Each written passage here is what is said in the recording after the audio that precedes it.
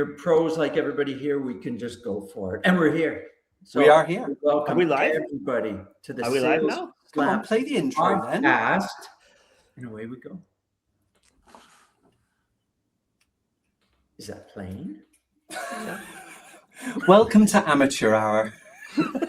We have our first hiccup of the day for some reason, and I don't know what it is. So do we need an intro? Welcome live to the SalesSLAP podcast. Yeah, today.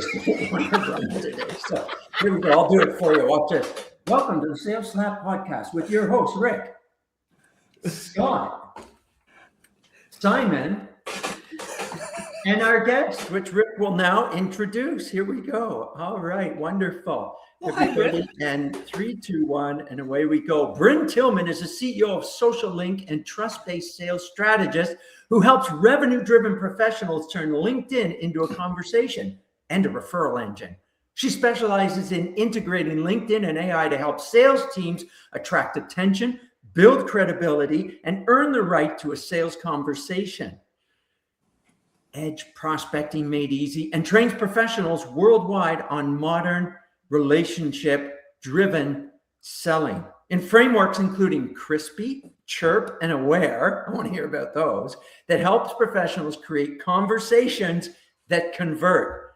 We've got a fun fact about Brynne. She's also known for turning complex problems and AI strategies into simple, repeatable, winning, producing pipelines.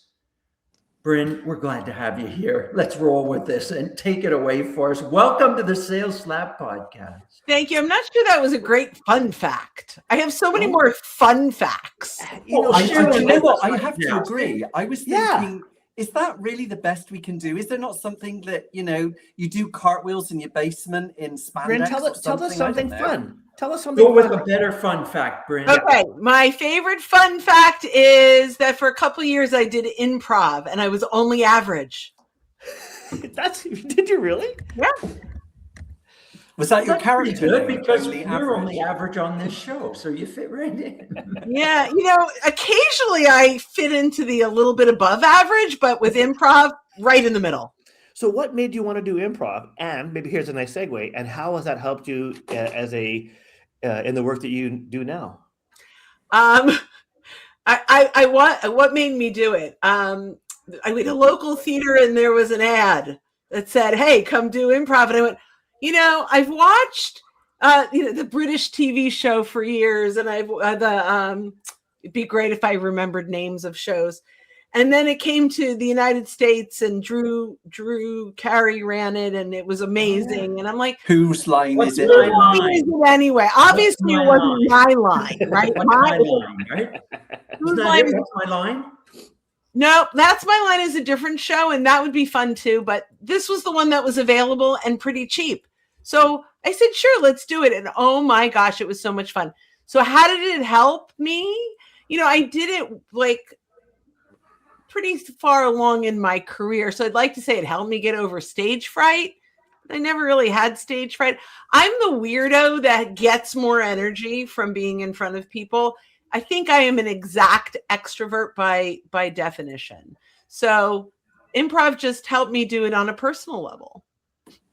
That's great. That is really cool. Salespeople have to be good at improv as well. I like that story because of the three of us, I'm the funniest. So I really relate to that story. Oh, well, we'll have to do improv together sometime. Yes. Please don't. You'll be the only one talking. So. Oh, come on, Simon. How's that for improv, Donald? That's what you do on the show anyway, Simon. It's all improv. Oh, Simon. I know. Is Scott there? I can hear him. I can't really see him. I know. He is there. I'm right here. Stop it. Stop. Right. Okay, so actually, I do have a question for you, Brynne. So I don't know if you recall this, but I did meet you at the Outbound conference in San Antonio back in 2024. And I remember being a little starstruck because I asked you a question because you did a great presentation on LinkedIn. And then the question I asked you, said, "Oh, I don't really know the answer. Let's bring Anthony Iannarino over." And I can remember sitting there in this lobby talking to you and talking to Anthony and going, this is actually pretty cool that I'm talking to some of the biggest names in sales. So this is something I have one up on Simon. So Simon. We're real world friends. See, I think so too. So I guess my question is, I do remember being particularly impressed with your insights and your strategies around LinkedIn, and then of course looking at your bio. So I guess my question is, what was it about using LinkedIn that you saw such a great advantage? And so why LinkedIn? And what would be one message that you'd like to share with people about making better use of this as a tool? Gosh, I love that question. So, Thanks, best friend. My new BFF. I'm so happy. I've needed a new BFF. I've been looking, and it's amazing how podcasts bring us together. Here I am. You are going to regret saying that, so you need to check your crawl space tonight. Seriously, there'll be small food parcels there. He's already there. I love cooking, and I always have extra. So come on over. Okay. All right. He's already there. And I'm a train ride from Manhattan. So I'm good. Okay. So why LinkedIn? This is one of my favorite questions. I was in sales. I loved sales. I hated cold calling. If you love cold calling, good for you. I hated it. But I did it because I loved sales and I loved being in front of the client. And I literally had in 1992 this moment where I was in a client's office staring at his overflowing Rolodex, thinking if I could get my hands on that, I could find out who he knew that I wanted to meet. And I'd ask for introductions and I would never have to cold call again. But in 1992, that was rude to say, hey, can I look at your Rolodex? But that's what LinkedIn is. So when I saw LinkedIn, I'm like, oh my gosh, Reid Hoffman solved my problem, right? This was what I was looking for. LinkedIn is the only tool, I believe, in the entire world that allows us to search and filter our connections. So instead of saying, hey, Mr. Client, who do you know that I want to meet? I can say, hey, Mr. Client, here's who you know that I want to meet. Can we have a conversation? And so it shifted everything from the misery of cold calling my 2 hours a day that I was doing and out and to I never had to cold call again. And I built a very strong pipeline where people came in at a very high level of trust and credibility because it came in through a shared connection. And then LinkedIn became so much more over the years, right? Sales Navigator rolled out and I'm like, oh my gosh, is someone like listening to my sales thoughts? But these things were built for me so that it was just a no-brainer. And at the time I was a sales trainer. When I found LinkedIn, I was training sales. So I had to train how to cold call. When you don't like it, it's really hard to train it. Yeah. I don't love overcoming objections conversations or negotiation conversations. I can teach it, but that wasn't my strength. I was only average, just like my improv. So, but where I was great, really great was LinkedIn. And I knew that I just harnessed it. And very quickly, I won't go through the whole thing, but I got on LinkedIn's radar and they'd fly me out to San Francisco and say, okay, how are you using this? What are you doing? And so Doug Campbell-John, who was the original product manager or builder of Sales Navigator, I ended up becoming, really business wise. We were pretty close in he cared about what I had to say, and I was really excited to learn what he had to say. And together we built a great product. No, I'm kidding. I'm not saying that in any way, shape, or form. But I do love it. I do love it. And I think done well for salespeople that are truly relationship driven and not transaction driven, there's not a better tool in the world. I love it. Now, listen, I want to ask you, Brynne, on the book, and here's the book here. And you had an opportunity to work with Jeb Blunt, which is terrific as well. We love Jeb. And I want to ask you, because LinkedIn to me now, when you look at it as a tool, and we know, skills, tools, and knowledge, that's what we need to keep ourselves up to date with. To me, it's a sales leader's job to support, even enforce at times that salespeople stay up to date with that. And is it AI? Well, I think it is now. LinkedIn has so many bolt-ons and other things, whether it's nav or other type. What should leaders be doing to make sure that they're, I'll say, they're doing it right? They're running a good, solid social selling program. So, okay, all right. Say that again and share what that might look like from a leader's perspective, because I'm always focused on the leaders here for selling. What can the leaders, the sales leaders, be doing to support their people to understand how important this tool is? Let's start with the infrastructure first, right? We've got to get it right from the beginning. So there are 8 stages to rolling out or re-rolling out a successful social selling program. The very first thing we have to do is identify KPIs that match the right activities that lead to the right goals. So there's a whole conversation around KPIs. I believe most sales leaders are managing to the wrong KPIs when it comes to LinkedIn. Okay. Number 2, we need to buyer map, really deeply identify who are our prospects, who are we selling to, and our social proximity to them. So, and some of this can actually even rethink and reshape territory management. When, I go into a company, sometimes we recognize, well, we hired this sales rep who was in Minneapolis and now they're in San Francisco, and we gave them the San Francisco territory, but their entire relationships are in Minneapolis. Yeah. Why are we not taking that into consideration when we are assigning companies to our reps, right? So hearing change in there, I like change leadership, so that's important too. Okay. Yeah. So KPIs, buyer mapping, then we need to align our sales stack, right? So often we have many, and I have a new client and they have 72 platforms that they're paying for. 72. Right? We've got to look at and who's talking to what. I mean, and that's including their calendar links and their Zoom, like everything that they log into. And they have Zoom and Copilot and Google Teams, and they just so they're using everything. And I'm like, we've got to bring it down. And I know that's not necessarily social selling, but we've got to bring it down to the manageable, to the consistent. And we have to make sure that all our tools are aligned so that our LinkedIn activity is aligned with our cold calling, is aligned with our email and our marketing outreach, is aligned, right? So the 8 stages of social selling, I just saw you pop that up. We're missing a G, but I like in social selling. Selling. I love Rick likes to be down with the kids. Remember, I told you average. We're average here. No, but I think there's something fun about that. It's a little nod to LinkedIn in social. It's slang. Oh, Simon, see what you did there. Very did good. Did we just invent a new term? Sell in. Sell in. I love it. Okay, so now we've got our KPIs. We have our buyer mapping. We have our tools aligned. We need to now look at our content strategy. And what content do we need from marketing? What content can we enable our sales reps to create, like polls? I'm not talking about long form content, but in some cases now we're taking transcripts from client calls and prospect calls and bringing that into Copilot in some of our clients, and they are getting original content in like 30 seconds because AI is now brought in. So the content strategy and how we're using it, where the gaps are in our content.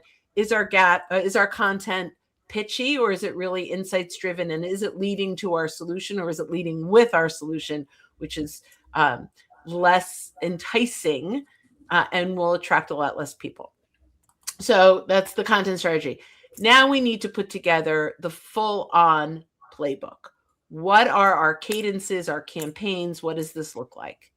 Then we need, before we roll that out, a full profile makeover, which now can be done with custom AI instructions that a rep goes in, fills out a form, and they get their entire profile under the brand guidelines with their own voice. It's magic what AI can do. That used to be part of training. It's not anymore. It's pre-work. It's pretty cool.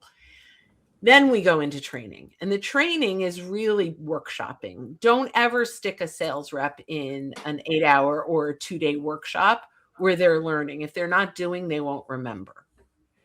And then the last piece is measure and coach for improvement. Every one of our clients has a year's worth of coaching in our group coaching because they need, as much as the sales leaders can coach to KPIs, they need real deal. And now we're bringing in for coaching So it's scalable. I have my AI twin called Brynne.ai, where 24/7 they can go in and say, hey, what did you say around this? Or how do I do that? Or my champion just left and I have a call tomorrow. What do I do? What do I say? Who do I connect with?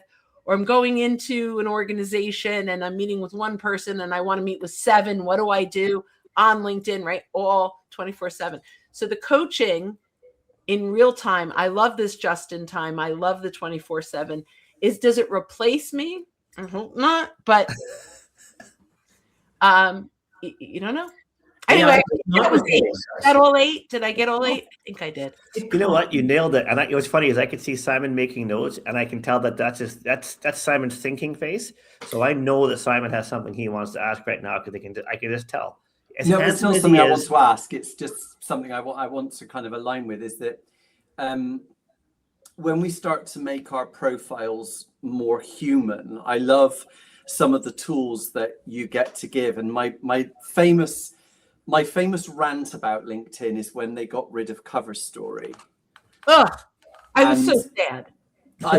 I hated that they got rid of that. But then I noticed that something popped up on LinkedIn's profile, which was the pronunciation tool. Yep. And I love that because it's so good to help people pronounce your name. So when I hit pronunciation, I thought that actually I've got 10 seconds here. Yep.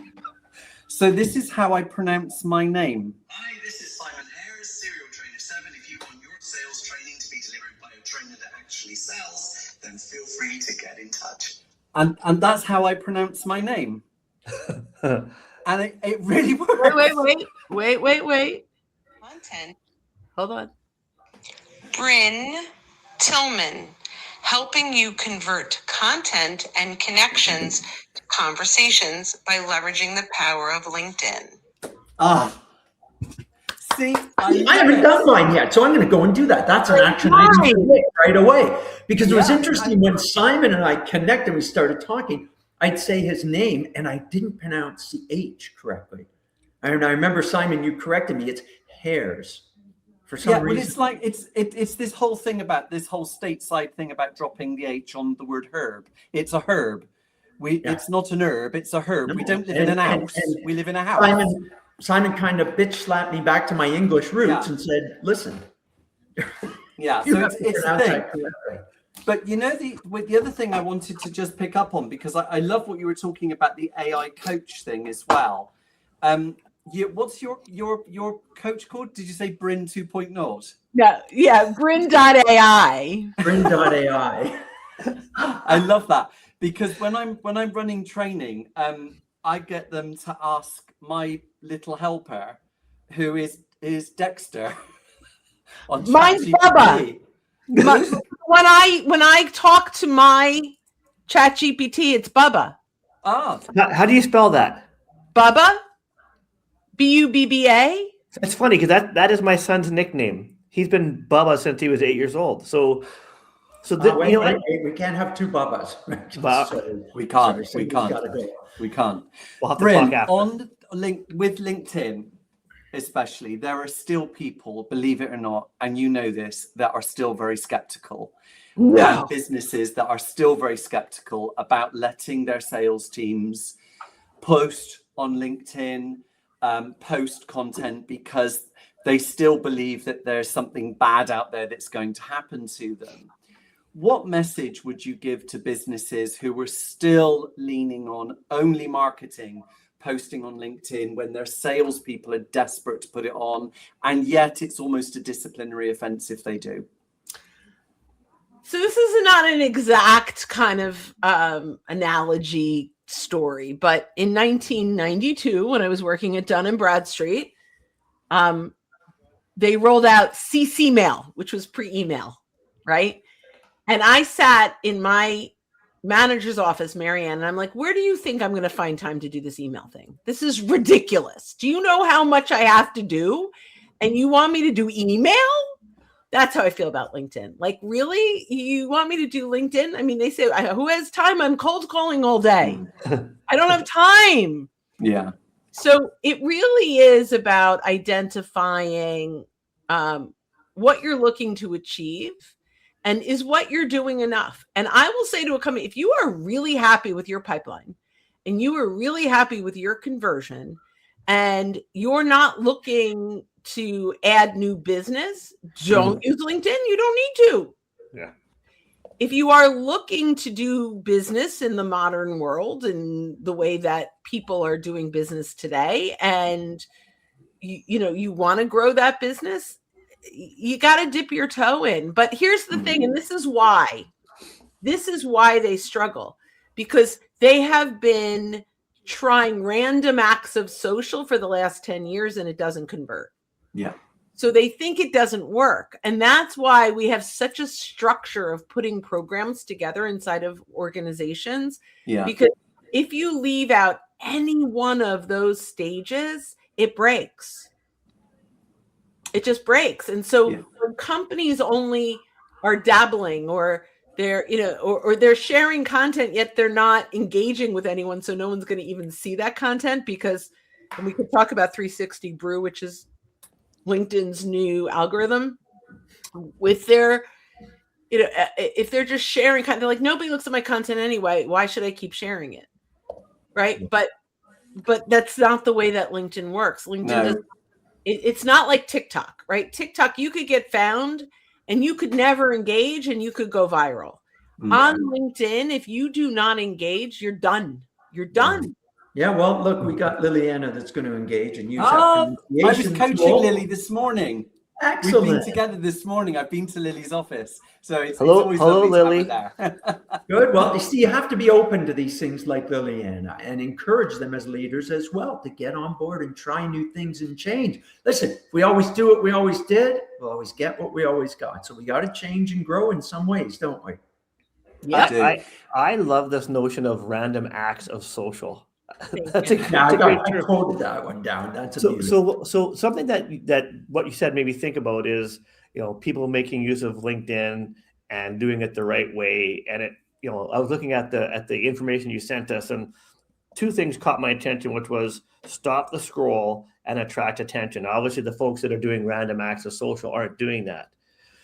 So without giving away the secret sauce, are there some basic fundamentals that people should be thinking about that help people stop scrolling and attract attention?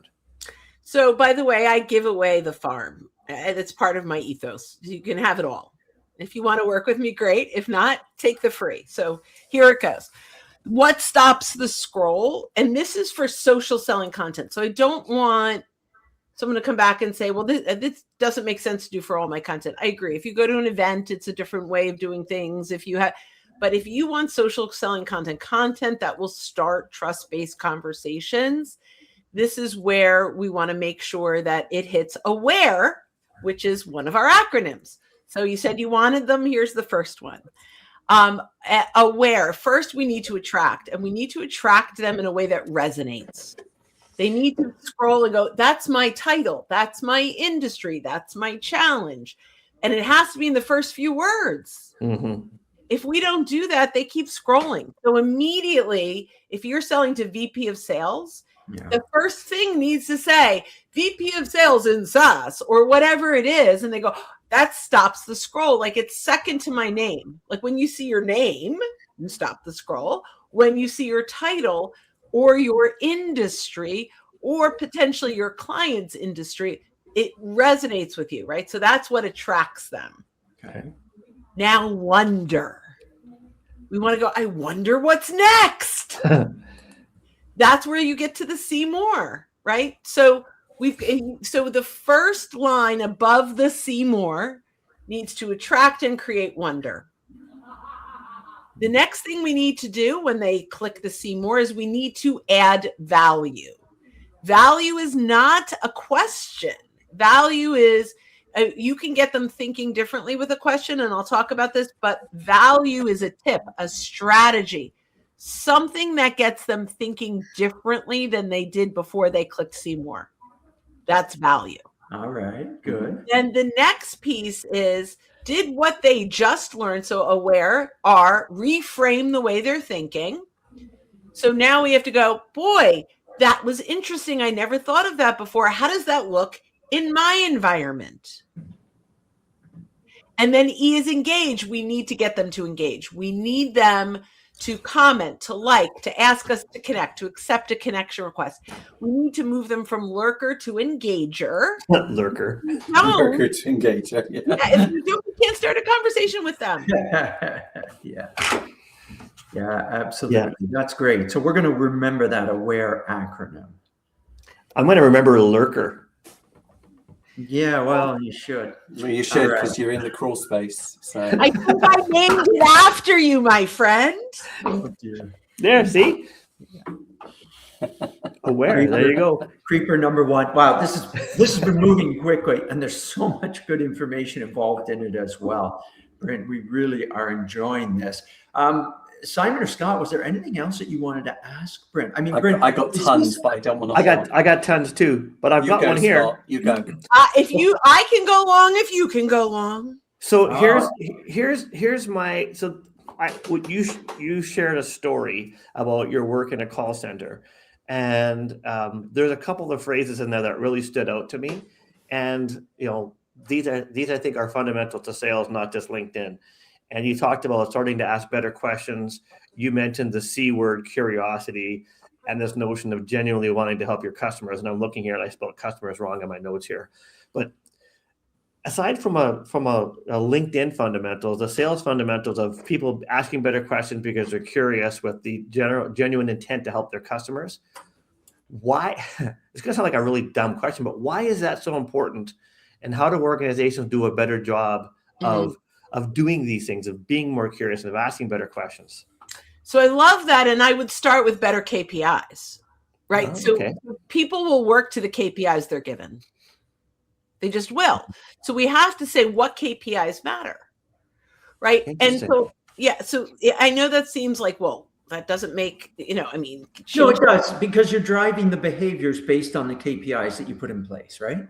Yeah. So I was teaching a team in Miami. I think it was in November, and really smart business developers.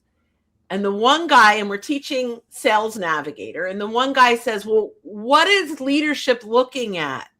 I don't know that I want to do this. If leadership, all he wanted to know was, is this activity going to make me look good in my one-on-one? It wasn't about starting conversations. Right. And he's pretty successful in what he does. But for him, the KPI, when he sat down with his manager, he wanted a gold star. Right. And so that to me was a big aha moment, that what we need to be teaching needs to align with the KPIs. It needs to align with the real goals that we want to achieve. Right. So, you can run contests. It's not just KPIs, right? You can run contests about anything that you want to achieve. So we've got to start with leadership encouraging the right behavior, not just by talking about it in a meeting, but when you're in that one-on-one, just say, what was the most interesting thing you learned about a client this week? I love that. Yeah. Asking the right questions will get you there. So yeah. I've often said that compensation drives behavior, but you've actually made it more fundamental that the KPIs is what drives behavior. Compensation is the end result, right? The KPIs that we need to measure are the actual activity that gets us to the end result. Yeah, it's going after the gold medal. That's what it's all about. So I have to let everybody know that, the Canada's going for the gold medal. Go Canada. Yeah. And, we support all of our Olympians. And actually why I bring it up is because I was notorious for hiring athletes when it came to salespeople, because they were so driven, because they were so focused, because you dangled that carrot. And what you're saying now is that make sure the carrot's correct to drive the right behaviors to get there, whether it be KPIs, whatever it might be. You got to there have to be a lot of little blueberries along the way to get to the carrot. Blueberries. That reminds me, Simon's got a good recipe about that. Well, your Canadian hockey is pretty hot right now, so that's what that reminds me of. Oh, go ahead, Simon. I think so. Oh, go ahead. I think Simon might be on mute. No, we just lost him for a second there. No, you didn't. I did have it on mute, and that's because my husband just came home with Artie, and he was barking, and I thought that would interrupt Brynne. We so love I put Artie. myself on mute. But as Rick was talking about hockey, I was saying that we've all enjoyed heated rivalry. So there we are. That was my underlying ridiculous obsession right now, which I should not be saying publicly, but No, it's not really. It's not really that good either. Simon's not a big I just fan. want Okay, I just have to say it is the best show I have ever watched. I have never watched the same show twice in the same year, let alone 12 times. Well, Simon, I wonder why, Brynne. I wonder why. Look at She that fits the face. demographic. We won't go there. Anyway, back to sales. You're saying about this the bit with compensation and reward, and that this reward is the end result. Behavior is the beginning bit. Rick, you said you were notorious for hiring athletes. Yes. I was known for hiring people who had worked at McDonald's. Oh, And why? And the reason that I always took people who had McDonald's on their CV, or Starbucks, or any of the fast food chains, but specifically McDonald's, was because the behaviors that these people had to demonstrate was, number one, dealing with the public every day and a lot of them. Number two, behaving in a way that delivered the McDonald's standard again and again and again. Consistency. And number three, how to behave under pressure. Now, if we knew that they could do that, because that's what they have to do, let's not look at those industries as being just a churn and burn. These are developing great behaviors and disciplines. Mm-hmm. These people turned out to be amazing salespeople who could do the do and the behavior. So the compensation, we knew at the end of it was worthwhile, but we have to remember, and this is me putting my leadership head on, compensation, money, reward will only motivate someone for as long as it takes them to get used to it. And that's the moment it hits their bank account. After that, it becomes an expectation. So money doesn't motivate in that long-term way because they get used to it. We've got to do the behavior piece. So when it comes to LinkedIn, for example, it's not just about Brynne, your gold star, as you said, is it? It's not just about that. It's about aligning behaviors, doing not random acts of social, but actually hanging out where your customers hang out and target that platform and do it right. So when we start thinking about all these behaviors, the leadership piece, the sales piece, we have to be aligning everything. And that's why I love these 8 stages, because it just, like Lego bricks, see, you get hockey, I get Lego. Like Lego bricks, they just fit and tessellate perfectly. I love it. Love it. so I love this. And I do want to say what the athlete and the McDonald's folks very similarly have the process. They have to work in tandem. They all have to work as a team. Can I brag for a second? Yes, my son graduated honors Rutgers crew. So he was a rower. And he was up every day, 6 days a week at 5:30 a.m. in college. That's crazy. And I thought, oh God, is he missing out on like so much? He wasn't. His Dedication. but he is now in one of the most prestigious financial services training companies globally with Ivy Leaguers and very high level educate. He was Rutgers state school, but it was the crew, right? That he had to work as a team. He had and he had good grades. But when he's sitting next to Yale and Stanford, and which is not Ivy League, but almost, right? But all these other schools, and he's like, I'm not sure how I got here. I'm like, you got here because of who you are. He's very smart, but crew, I believe, is why he was hired. So I think that's amazing. That is it's a great story. Congratulations. Yes, congratulations. And I'm a big believer. I'm a big payroll. Yeah. I'm a big believer that sports really, really prepares young people for the workforce. And that's And what the we parents do. for a happy retirement. Yeah. I still have one more on the payroll, and I have grandbabies. So at one point, it'll never. Amazing. Yeah. Simon, I that's love this. great. It Now, what- must be coming up to time to Ricky's Roundup. And yes, now it's time for Ricky's Roundup, which you Highlight. can see the video clip is not running for us today. It's not going to work. Technology gremlins are not on my side We whatsoever. are average so now today, it's time people. for Ricky's Roundup. And here's what we're going to talk about from Brynne today. First off, Brynne mentioned she's a little bit weirdo, average, and great at improv. So she fits on this show perfect. I do want to ask though, what's a Rolodex? She mentioned this thing. I don't know. Yes, Simon Karen. probably do, but not this guy. I do have, by the way, I do when I'm on stage and I mention that, I will have people raise their hand. How many people have a Rolex? How many people don't know what one is? The one's wearing an Apple Watch. Don't get me started. Next thing, LinkedIn, search our connections. Yes. Search our connections. And here's random acts of social does not work. I know, Scott, you love that one. And the 8 stages of rolling out social selling do. Now, they got to connect with you, Brynne, to get those 8 steps. I'm just going to talk about one at the end. Training and coaching, people. Training and coaching. That's what you need as well. That was number 8. And then 8 and 7 and 8. Training and coaching are separate, actually. 7 and 8. So you got to get Brynne's information on that one, people. And she's going to tell you where to get that in just a moment. And Brynne.ai, 24/7 training and coaching, which is amazing. And finally, people, be aware. Attract, wonder, add value, reframe. And the final one, Brynne, what was it? Engage. Engagement is so, and we've really been engaging today with Brynne. Thank you so much for being on our show. Where can people find out more about you? I think I'm still on LinkedIn, so that's a really good place. You better say LinkedIn.